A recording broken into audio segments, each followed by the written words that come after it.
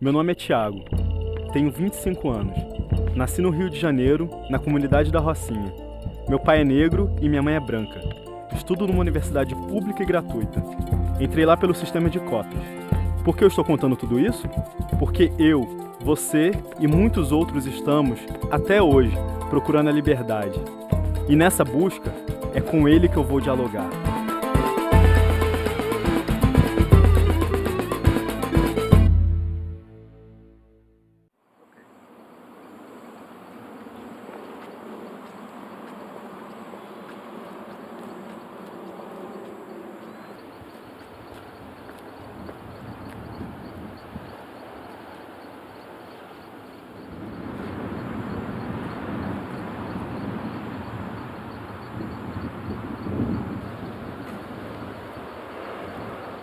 Não consigo parar de pensar que do outro lado desse oceano está a minha origem, a África. Como meus ancestrais vieram de lá milhões de negros escravizados.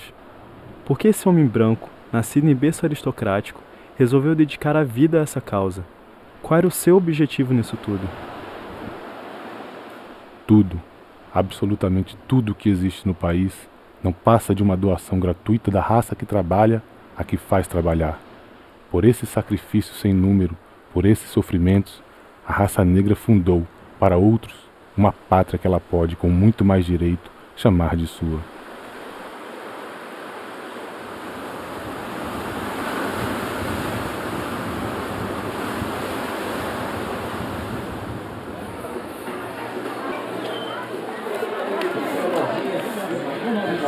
Olha a promoção, olha a promoção, olha a promoção!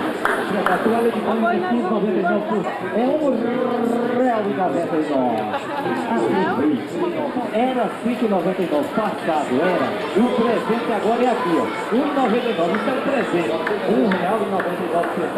É preço de fato. No casarão da Rua da Imperatriz, nasceu o Nabuco. Agora mesmo o prédio passa por reformas. Depois de décadas esquecido, o atual dono quer revigorar, transformar num centro cultural.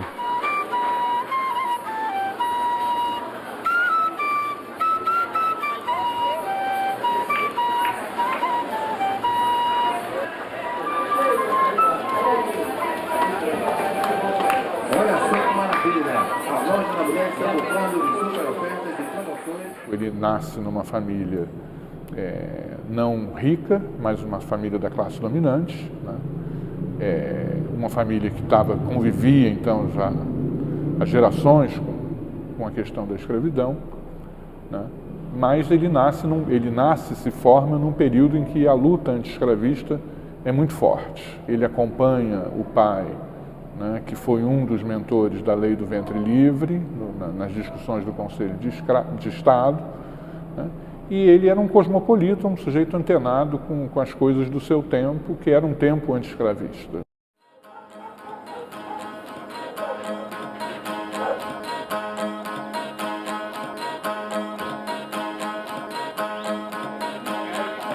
Nessas paragens, todo mundo sabe quem é Joaquim Nabuco. No engenho Maçangana ele teve voto no perfil. Viveu aqui no Nordeste, ele foi estudante, um dos grandes defensores dos escravos do Brasil. Uma pessoa gentil, por ter um bom coração. Ele e Princesa Isabel tiveram a obrigação. Cria hoje a Lei Áurea que é contra a escravidão. A escravidão dos nossos tempos a gente vê na rua, nos jornais. O Congresso criou uma PEC, Proposta de Emenda à Constituição, para tentar confiscar as terras dos escravagistas modernos.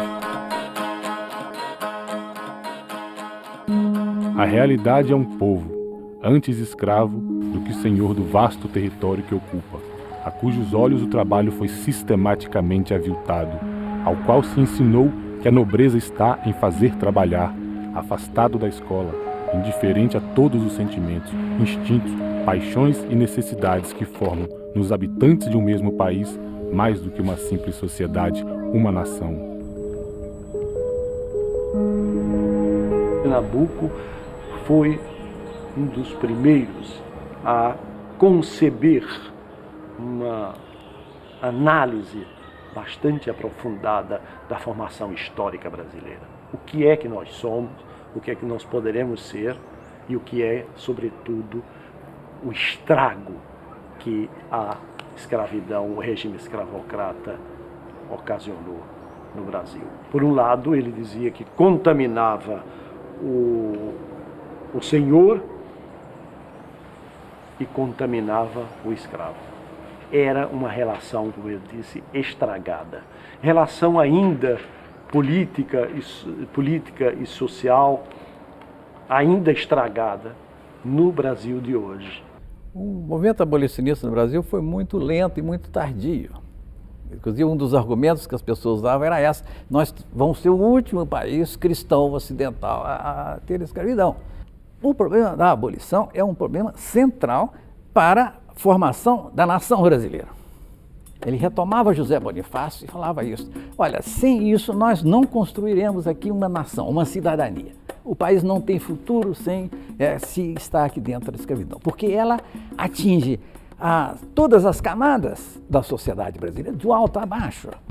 Não só o senhor de escravo, mas os escravos, mas você tinha os libertos também tinham escravos, né? Havia escravos que tinham escravos. Então o quê? Ela corrompe, a escravidão penetra todas as camadas da sociedade brasileira, afeta todos os valores da sociedade brasileira, afeta a cabeça das pessoas. É um câncer, né, que corrói as entranhas da nossa sociedade.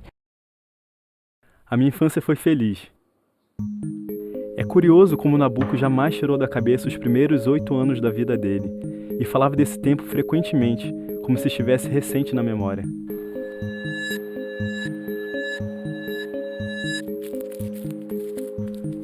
Eu, por vezes, acredito pisar a espessa camada de canas que cercava o engenho e escuto o rangido longínquo dos grandes carros de boi. Maçangana ficou sendo a sede do meu oráculo íntimo, para impelir-me, para deter-me e, sendo preciso, para resgatar-me.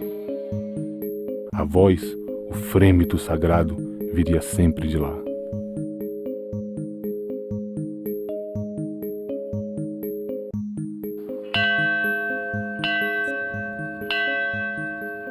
O engenho era bastante grande, não era um dos maiores, mas um engenho grande, onde ele vivia como num feudo, onde ele era o príncipe herdeiro e a rainha era a Dona Ana Rosa, cercada de escravos que serviam tanto os trabalhadores do engenho como os empregados da casa, que tratavam o menino com extrema atenção.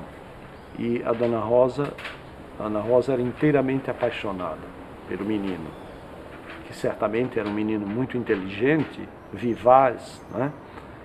E com a morte dela, como ele diz, uma cortina negra desceu, separando esse período de paraíso da vida dele para a vida que ele haveria de enfrentar a partir dessa queda desse mundo paradisíaco do engenho Maçangana.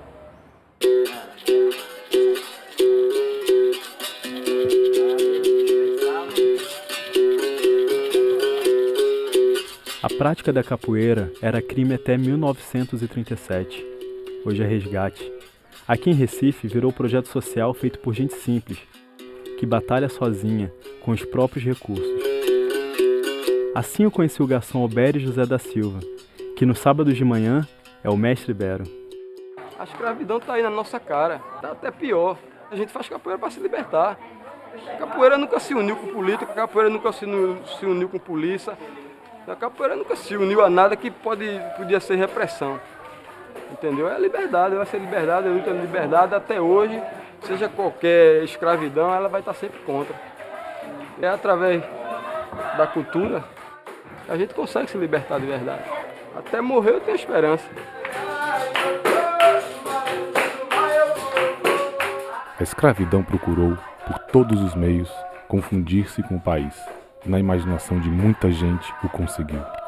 Atacar a bandeira negra é ultrajar a nacional. Denunciar o regime das senzalas é infamar o Brasil todo. Por uma curiosa teoria, todos nós, brasileiros, somos responsáveis pela escravidão e não há como lavarmos as mãos do sangue dos escravos.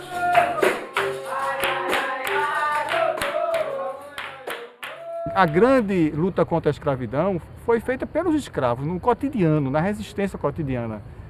Então as elites, elas entraram nessa luta porque não tinha mais nenhum outro caminho, né? Então o medo de perder os poucos bens, as propriedades, isso fez com que elas tivessem uma posição sempre ambígua, né? Um discurso, muitas vezes republicano, democrático, mas uma prática profundamente autoritária, que é algo que perdura dentro da história do Brasil. As nossas elites são muito autoritárias, porque elas sempre... não existiu no Brasil um exercício da democracia. Então a campanha abolicionista não foi uma campanha elitista, até mesmo porque os senhores de engenho não estavam interessados nisso. Uma campanha realmente que mobilizou a sociedade e que tinha um projeto pós-abolição. Isso aqui é importante. Então as ideias do Nabuco são hoje atualíssimas, porque tem essa consistência. Então estreitar esses laços com a cultura africana, isso tudo é muito importante para a nossa identidade e para a gente resolver essas desigualdades que são desigualdades que têm uma base racial.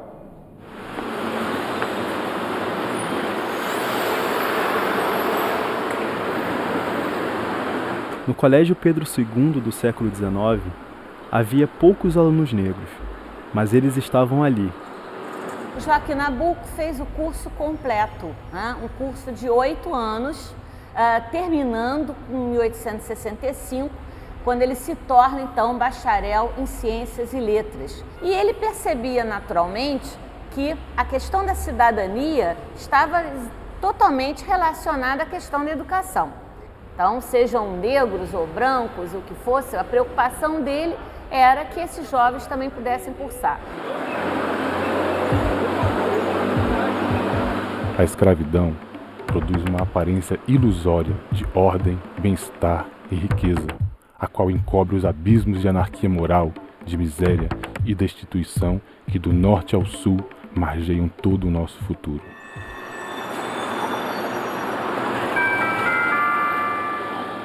O Nabuco tinha um projeto para o Brasil. O movimento abolicionista é muito curioso nesse aspecto, porque ele não quer apenas a libertação. Ele queria a inclusão dos escravos que fossem libertados, que seriam libertados. Ele queria que fossem construídas centenas de escolas técnicas para valorizar o trabalho e o operário. E queria a universalização da educação.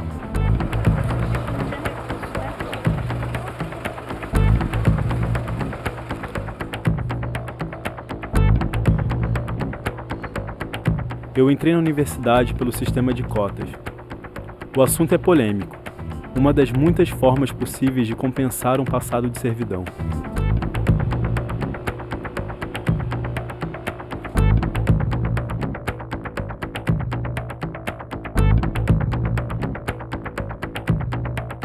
Quem pode dizer que a raça negra não tem direito de protestar perante o mundo e perante a história contra o procedimento do Brasil?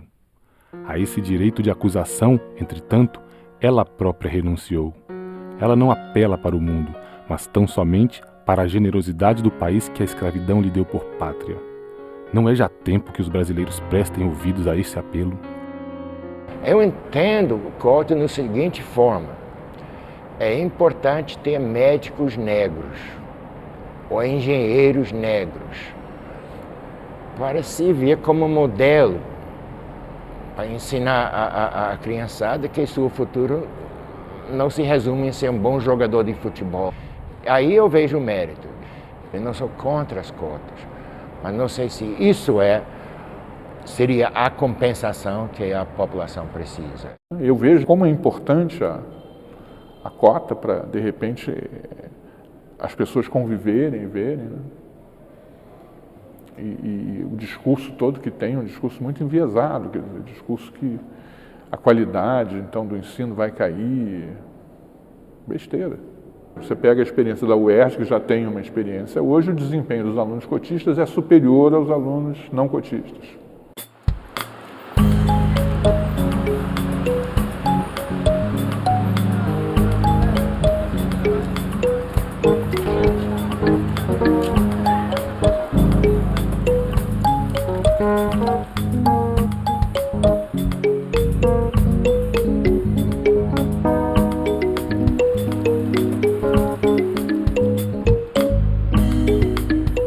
Nessa rua, em algum lugar, no ano de 1897, aconteceu a primeira reunião da Academia Brasileira de Letras. O prédio do Pedagógium, que já não existe mais, ficava por aqui, ao lado do Passeio Público do Rio de Janeiro. Foi Nabuco quem proferiu o discurso de inauguração, ao lado do amigo Machado de Assis. A formação da Academia de Letras é a afirmação de que literária, como politicamente, somos uma nação que tem o seu destino, seu caráter distinto e só pode ser dirigida por si mesma, desenvolvendo sua originalidade com os seus recursos próprios, só querendo, só aspirando à glória que possa vir de seu gênio. A concepção que ele tinha da academia era um pouco distinta do Machado, né? Machado achava que a academia devia ser uma sociedade de homens de letras, quer dizer, escritores. Romancistas, ensaístas, poetas, etc., contistas, etc. Muito estrita, talvez porque Machado tinha pavor de política, né? Nabuco já entrou com uma ideia um pouco diferente, mais próxima da Academia Francesa. Então, olha, escritores sim, mas vamos trazer para cá pessoas que se destaquem em outras áreas da cultura também, e da vida nacional, não apenas escritores. Então, deu à casa uma amplitude que ela não teria se tivesse seguido estritamente a postura de Machado. Houve um momento em que o modernista Mário de Andrade inventou uma tal moléstia de Nabuco. Seria uma admiração profunda por tudo que vinha da Europa, em detrimento do que era brasileiro. Ele fala disso, né? Ele diz, de um lado do Atlântico, o sentimento, né? E do outro lado a razão, a cabeça, né? E ele diz, e isso é um problema, né? Isso é um problema porque a sensibilidade é brasileira, né? No sentido das emoções, da formação mais profunda, mas ele diz, mas eu sou um cidadão do mundo, quer dizer, eu sou isso durante muito tempo na vida intelectual brasileira foi visto com certo deboche, mas se nós olharmos, isso é um problema sério da nossa formação intelectual de país periférico, ou seja, nós somos todos americanizados, europeizados, nós somos todos antenados para fora. Ele era considerado, o que seria, tinha essa grande admiração para a Inglaterra, e ele é considerado uma espécie, eu vou usar a palavra da época, um dandy, né? E apelido para as pessoas que ficavam meio assim, chamava ele Quincas o Belo. É uma figura extremamente contraditória nesse aspecto, de que não teria razões para se interessar pelo social, para se interessar pelos problemas do país, para se interessar pela formação da cidadania. Alguns hoje não, xingam o Nabuco, é abolicionista para inglês ver. Bobagem, bobagem, sim, mas se diz isso dele. É bobagem, porque ele usou isso como uma tática política, e que funcionou muito bem. E que ele evitava falar com os escravos, sim, ele dizia, não vou para senzalas falar, mas ia para as ruas para fazer campanha quando ele se candidatava a deputado. Ele fez isso no Recife, mais de uma vez, ele se elegeu, né, ele se candidatou pelo Rio e perdeu pela corte. Aí ele foi para Pernambuco, perdeu uma, duas eleições, mas ganhou umas duas ou três. E aí o que era? Ele ia de casa em casa, falando com as pessoas, né, olha, escuta, eu sou, aqui na Nabuco, meu ponto é abolição da escravidão, eu quero o seu voto. É preciso roubar ao mundo uma parte da vida, e é melhor que seja afinal, para dá-las aos pensamentos e às aspirações que não queremos que morram conosco.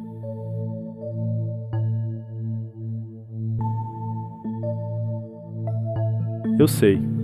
Todos temos nossas contradições e dualidades. Você era um homem de seu tempo. No século XIX, considerado um exemplo para os cidadãos do país.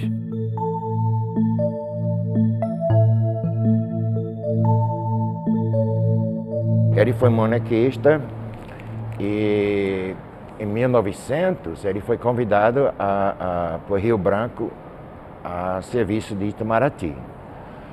E ele aceitou. E alguns críticos monarquistas, mas como você pode fazer isso? Está aceitando um cargo na República, que você, de certa forma, combateu. E diz, a questão não é, agora não é a monarquia, eu já mostrei minha lealdade, não é a República, é o Brasil. Eu estou acima dessas outras coisas. É resolver um problema do Brasil no exterior. Ele acaba, primeiro, achando que do ponto de vista pragmático, a aproximação com os Estados Unidos era uma linha política interessante da diplomacia, e nisso ele segue o Rio Branco. Ele é o sujeito que insta o Rio Branco a aceitar a posição de ministro das Relações Exteriores, né? O Rio Branco aceita e aí dá para ele um posto-chave, que é o posto de ser o primeiro embaixador brasileiro, né? Criar a primeira embaixada brasileira nos Estados Unidos, em Washington, coisa que ele assume e vai fazer.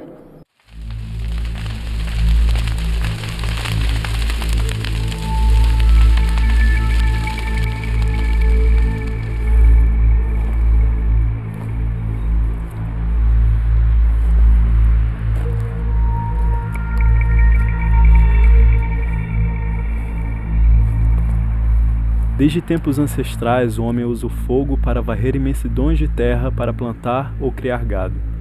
O resultado disso é a destruição do solo e da natureza.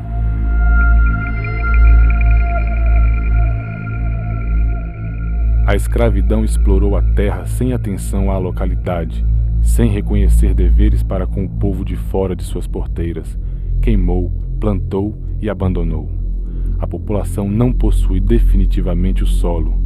O grande proprietário conquistou a natureza com os seus escravos, explorou-o, enriqueceu por ele, extenuando-o, e por fim esse solo voltou à natureza, estragado e exausto. Ele toca em pontos realmente importantes, em discursos vibrantes na Câmara dos Deputados. Discursos acalorados, com a participação dos apartes duros e a manifestação das galerias, né? A defesa do território nacional, a defesa do parque da área do Xingu, o direito dos indígenas, a grande defesa do direito dos indígenas. Ele tinha a preocupação com o grande território brasileiro desabitado e, sobretudo, a Amazônia. Ele temia que partes do território brasileiro pudessem ser reclamados por essas potências, sobretudo no momento em que se produzia aqui uma grande riqueza, que era a borracha. Os seringais na Amazônia, apesar da sua imensa extensão, têm sido grandemente destruídos, e essa riqueza natural do Grande Vale está ameaçada de desaparecer, porque o caráter da indústria extrativa é tão ganancioso e por isso esterilizador, no regime da escravidão como da cultura do solo.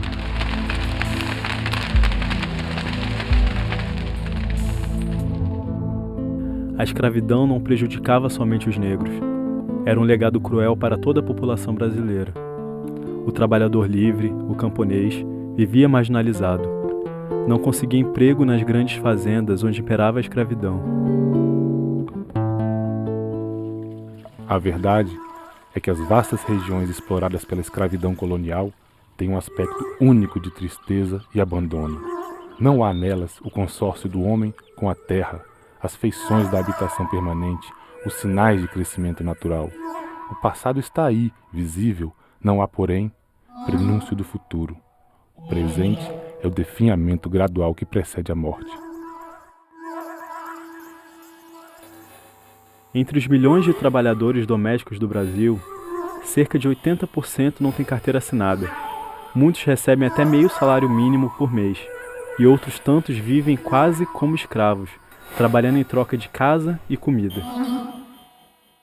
Esta grande dificuldade, não é, de certos segmentos da classe média de aceitar a cidadania das massas, nessa questão da empregada doméstica. Por que tantos anos e não se consegue resolver essa questão de contemplá-las com todos os direitos? É um trabalho, é preciso ver isso. Mas o que é que se quer? Amas, assim, meio, quem sabe, da casa grande, né? Se possível, não pagar nada, para que elas trabalhem e sirvam.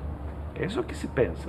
E é interessante que essa mentalidade está introjetada não somente na elite, na alta classe média, está introjetada até nas classes, digamos, da base quase da pirâmide.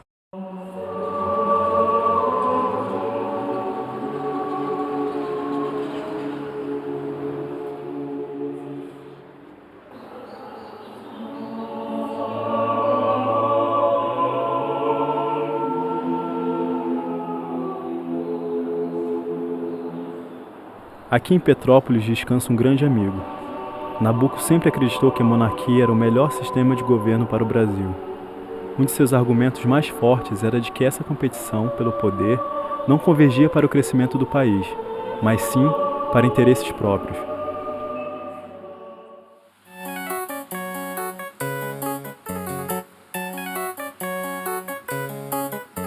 O que me impediu de ser republicano foi minha impressão aristocrática da vida. O Nabuco chega a flertar com a República, mas segundo ele logo ali por volta de 1870 e pouquinhos, ele já se desencantou com a ideia republicana. Ele admirava muito a vida política inglesa como uma boa forma de conduzir politicamente e pacificamente reformas que fossem importantes.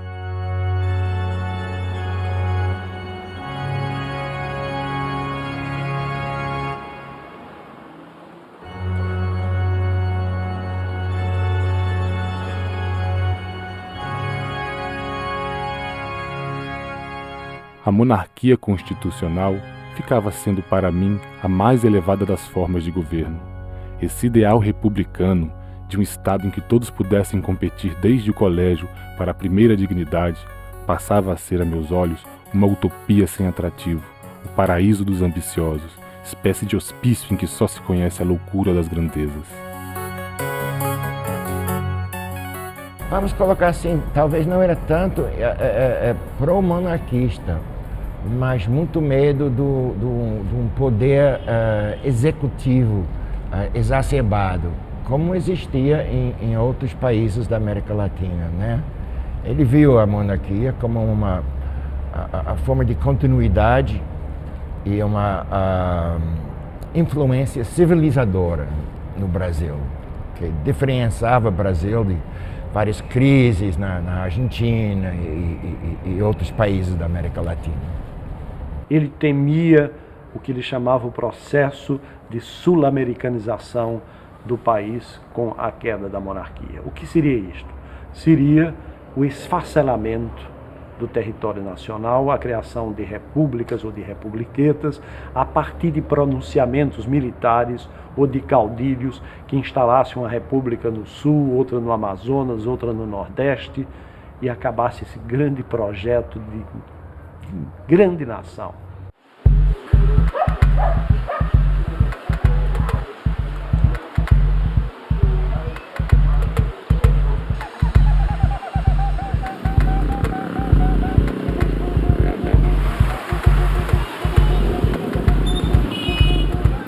A minha avó nasceu em Pernambuco e veio para o Rio de Janeiro, como Nabuco. Outra dessas coincidências da vida. Mulher, negra e pobre, ela lutou muito para criar os filhos com dignidade e conseguiu.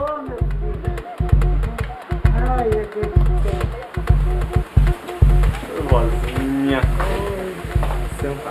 vamos conversar um pouquinho? Vamos. Como estão as coisas por aqui? Tudo bem. Diferença de quando a senhora chegou aqui, né? É muito diferente, tá muito diferente. Foi quando a senhora veio aqui para a Rocinha? 55. Como que era aqui, hein? Aqui só era mato, os barracos tudo de telha de papelão, não tinha ônibus, só tinha umas 3 lotações só. Eita, que não tinha luz, não tinha água. A gente ia lavar roupa lá na cachopa. Meu filho. E vinha com um balde d'água na cabeça. A gente carregava água na rua 3, na rua 5. Não foi mole não aqui na Rocinha para a gente criar os filhos aqui na Rocinha não. Minha vida lá em Pernambuco também foi muito dura mesmo também. É muito ruim essa pobreza no Brasil. Ganhando pouco, o salário que ganha não dá nem para comer. Eu imagino assim, um pobre que ganha o salário, com filho estudando, paga aluguel de casa, paga luz, tem o gás. E o que é que sobra para comer? Né? Não sobra nada para comer. Não sobra nada. Se o governo quisesse, ele resolvia essa situação. Mas o governo não quer.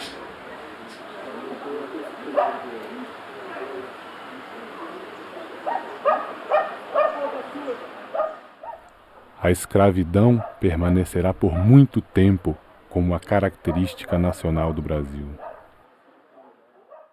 Manter a escravidão era manter prejuízos, né?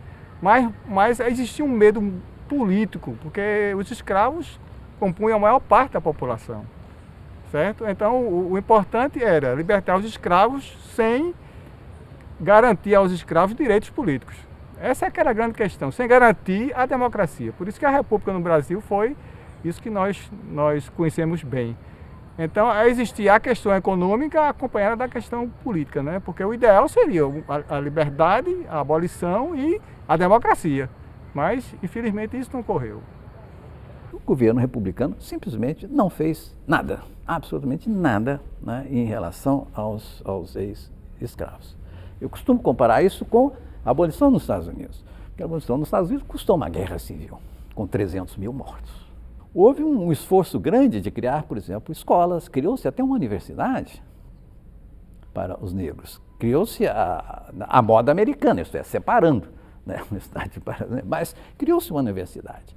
E as igrejas protestantes, sobretudo, os batistas, sobretudo, criaram muitas escolas para os ex-escravos, para os libertos. Ele fazia questão de comparar e dizer que o problema do Brasil era um problema completamente diferente, por exemplo, dos Estados Unidos, em que os negros não eram a maioria da população, eram só uma minoria, ou das colônias europeias na América, no Caribe, em que esse problema da escravidão era um problema das colônias.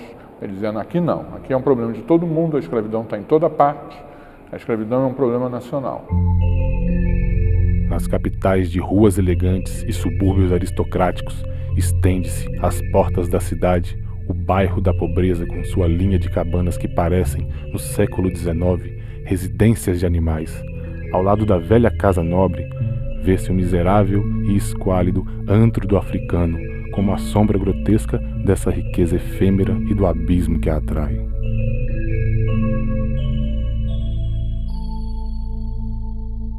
A escravidão estava assentada sobre a própria escravidão, evidentemente, sobre um Estado clientelista, né, e sobre o latifúndio. Ele dizia que todas essas três coisas têm que ser destruídas. Não sei se a sua proposta poderia ter sido chamada de reforma agrária já naquela época. Há quem diga que sim. A verdade é que, em mais de um discurso, você defendeu energicamente a democratização do solo. Pois bem, senhores, não há outra solução possível para o mal crônico e profundo do povo, senão uma lei agrária que estabeleça a pequena propriedade e que vos abra um futuro, a vós e vossos filhos, pela posse e pelo cultivo da terra. É preciso que os brasileiros possam ser proprietários de terra e que o Estado os ajude a sê-lo.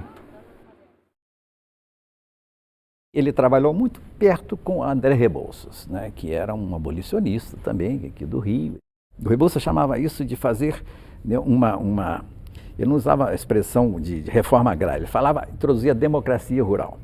O que significava isso? Significava que estes libertos, tanto anteriores como aqueles que teriam sido libertados, né, pela abolição, um programa de, inclusive, distribuição de terras para essas pessoas, dar terras aí, que hoje estamos brigando até hoje aí para terras de quilombos.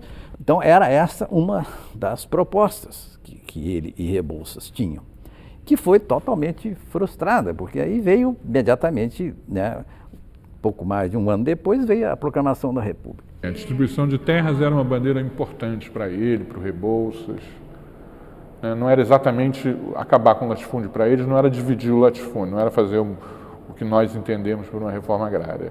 Era uma coisa em dois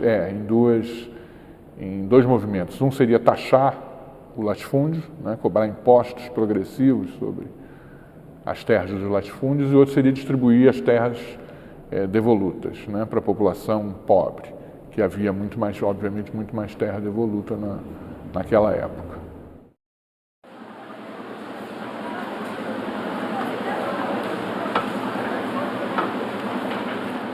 A minha procura terminou.